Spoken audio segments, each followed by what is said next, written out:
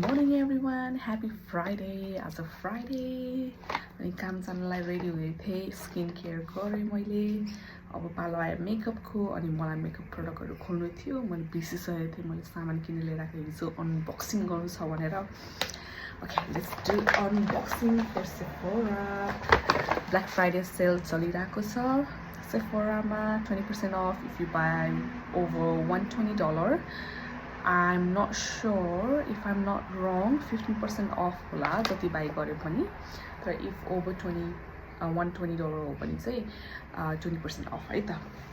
Let's see मैले के किने Black Friday sale-मा।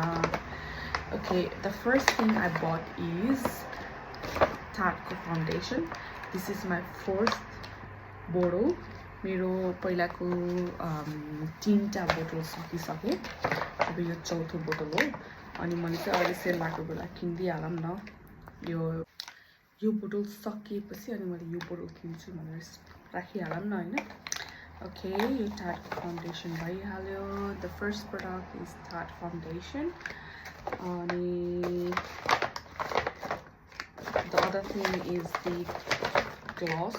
मैले चाहिँ Fenty Beauty को एउटा gloss किन्ने गर्छु every Black Friday sale-मा। I don't know, like पहिला चाहिँ मैले 3टा वाला यस्तो प्याकेजमा हुन्थ्यो 3टा वाला, त्यो किन्ने गर्थेँ। I found that bit expensive अहिले चाहिँ। अनि त्यसपछि यो नयाँ प्याक आएर चाहिँ this is very good। अनि the lady, she was suggesting me to use this one.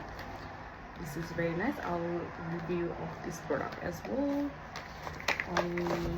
I want to try Rare Beauty for blush. This is the Rare Beauty for blush Inside Worth. This is the product. I'm gonna try it and review.